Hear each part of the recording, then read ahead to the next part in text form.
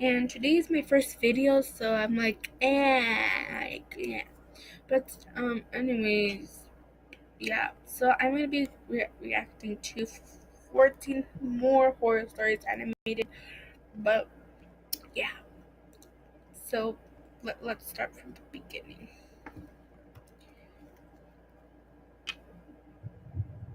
There. I don't know. I am so scared. I was out doing a delivery one late night. Just It was skip from this the pizza one, place I worked at. Ellie. They ordered 4 large Yeah. pies, so I figured it was a party. Always annoying. From old cars, my boss told me to at least be on the building. Knocked again and yelled it out. I noticed something at the window. Their eyes. Their eyes were open wider than I knew possible, staring intently. I didn't make it far from the building before I started hearing a sharp scraping against the doors. With me. It still shakes me to this day, and I hope nobody ever has to experience this kind of fear. As I was scanning all the windows, making sure nobody was outside, I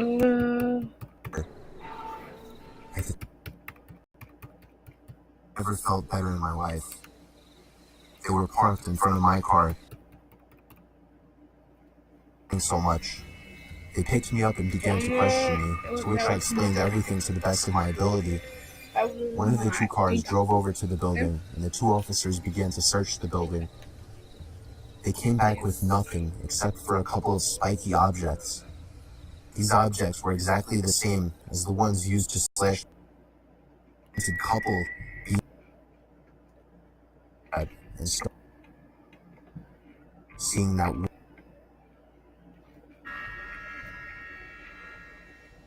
the house I moved into isn't anything impressive. It's just a house that's appropriate for 1 or 2 people. But I'd say right away, I started hearing weird sounds coming from inside the walls. I first heard it in the kitchen, and then in the bathroom, but on night 3, I started hearing it in my bedroom. I was sure there was some kind of animal living in my walls. I just had to figure out how to get rid of it. I saw half of it. The next morning, I didn't even have enough milk to fill the bowl of cereal. I couldn't believe I hadn't realized I needed more milk.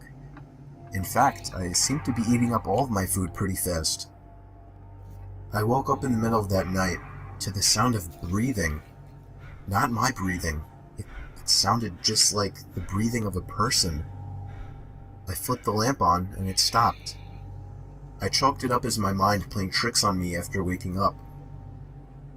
The next day was really hot, so I turned on the AC for the first time. I checked every single vent, and some of them weren't blowing any air. One of them being the vent right next to my bed. I peered through the vent with a flashlight.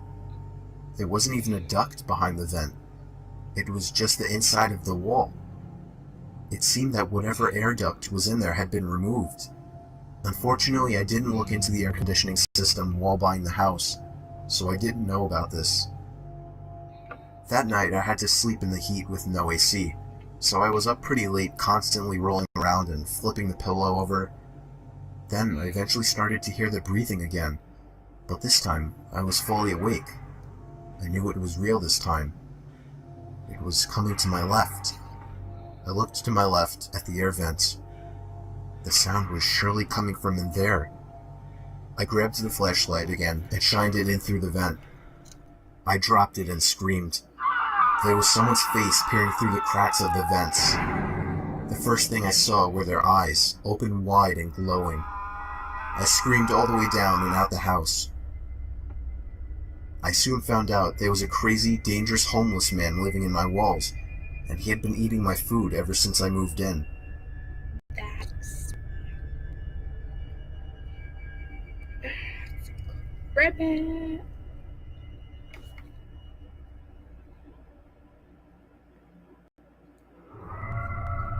true hauntings. Hauntings. I was doing some night hog hunting in the woods near my backyard. I was hiding in the tower I had built about a decade ago. In case anyone's wondering, I of course had a night vision scope attachment. Cool. I guess I'm what you would consider a hardcore hunter. I don't want to bore you with the unnecessary story-prolonging details, so I'll make this short. And I want everyone to know that though I agree this story sounds far-fetched and crazy, it is nothing but the truth. And I in a way actually consider myself lucky that I'll always have such a horrifying story to share. So, while I was sitting in the tower waiting for movement, it finally came.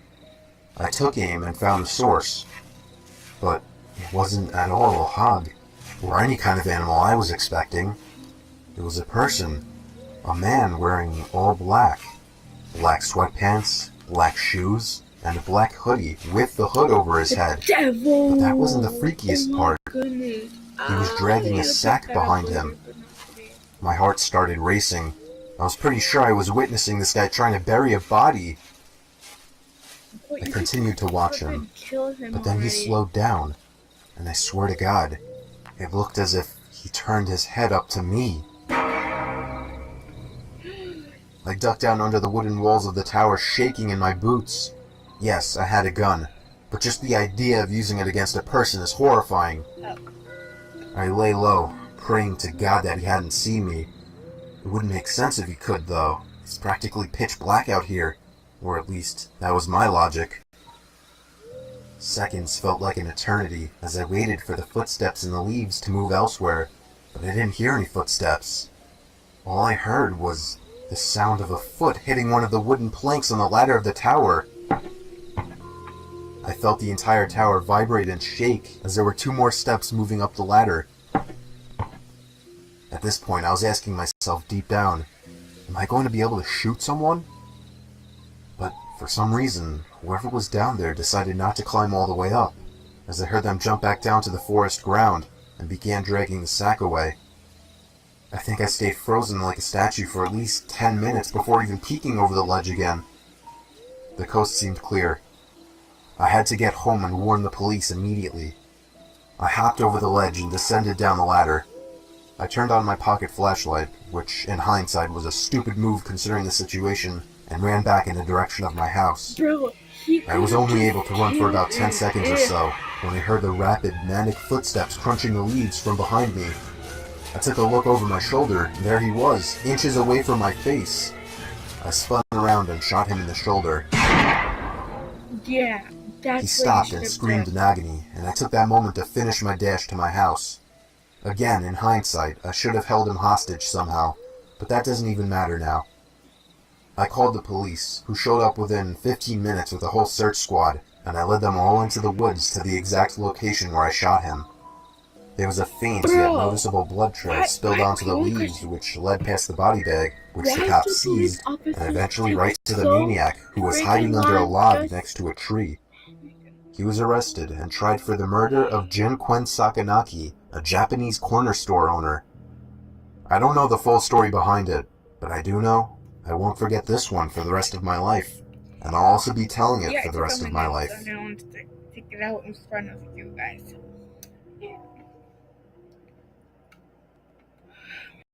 Yes, I said bedtime, because I was only 10, and my brother Luke was only 12. When our parents said goodnight to us, I went to Luke's room, and we took a couple hand-powered flashlights with us, and hopped outside through the window. Luckily, his room was on the first floor. Those hand-powered flashlights worked by constantly pushing in a little trigger that would create light inside the lens. They were noisy as hell, but they were convenient. Once we were outside, we just walked down the block, and in 2 minutes we were there. Bro, Mr. Nightmare It was rumored by all the neighborhood kids and teens that the place was haunted. Everything about it was creepy. The older, more antique design of the house, the isolation from the rest of the houses, and the broken windows and rotting wood. It seemed perfect for a horror movie. We went around to the backyard. This was all my curious and confident brother's idea. I was scared shitless. The door was locked, as expected. I felt a bit of relief, thinking we might just go home. But my brother made a shocking move next. He grabbed a plank of wood laying in the grass and began smashing the already chipped window. Eventually there was enough of an opening to unlock it and slide it up completely. We hopped inside and began cranking those noisy-ass flashlights. Immediately after entering the house, we both picked up on the fact that it was like 90 degrees in there, which was odd as it was a September night in the mid-70s. There was no graffiti or anything anywhere. In fact, it was relatively empty besides a few pieces of furniture that were clearly not worth taking along. It seemed we were the first to enter the house, shockingly, what kind of haircut or at least from the back. Bro, it's 2018. We went upstairs to the main floor from the little den area and continued cranking the flashlights. That's when we heard the slightest crack in the floorboards from right above us. We both jumped. I tugged for Luke to leave, but he told me the place is old as hell. It's just house noises. I stopped cranking the flashlight at this point, and I urged Luke to do the same, but he only called me stupid for suggesting something so ridiculous.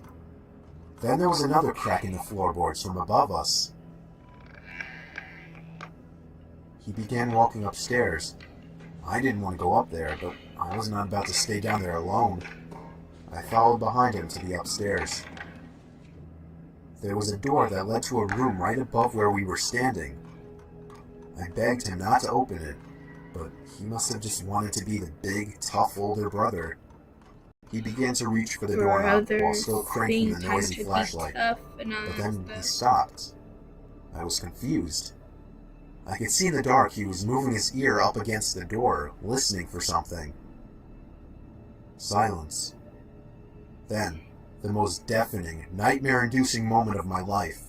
A single bang on the door from the other side sent my brother staggering into the wall in pain, covering his ear. We dropped the flashlights and ran straight out the back door and back home. We were so loud when we got back that our parents found us out. We told them what happened, but they naturally didn't care and grounded us both for a week. 2 nights later, I woke to the sound of something from outside my window and a glare of brightness sneaking in through my slightly opened blind. I sat up, and my heart sank when I realized it was the sound of the crank to my flashlight. I stood up and looked out the window, and that's when it stopped. There was nothing but complete blackness out there after that. I woke the next day barely remembering what happened, and I still hope today that that part was just a dream.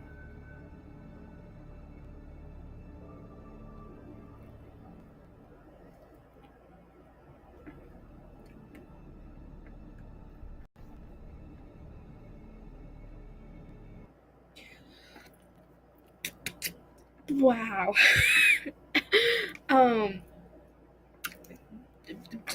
Wow. Let's just start. True Craig. Wait, is it even? No, it's not paused.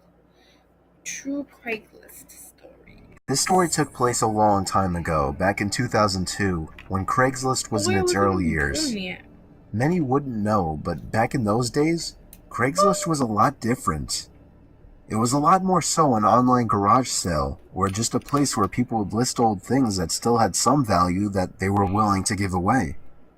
I got a basketball hoop, a hockey net, and a spoiler for my car, all free in perfect condition in that same year. You'd be lucky if you found something like that these days. Anyway, me and my son were dying to buy a hockey net so we could practice in the cul-de-sac we lived in. For the record, this was before I got that free one I mentioned. Wouldn't you know it, on Craigslist there was an ad for a slightly used regulation-size hockey goal for only $50. It came with a puck and 2 slightly used hockey sticks. I still have a picture of that ad to this day. It seemed like the perfect deal, but he lived about 2 hours away. I called the number he had listed, and he sounded pretty normal on the phone. He had a pretty deep, dark voice, but nothing that would be off-putting. I remember his voice being a bit emotionless. He agreed to meet halfway due to the distance, said he'd put the stuff in the back of his pickup truck. He said he could only come after he got off from work though, which was much later in the day, way past dark. We agreed to meet at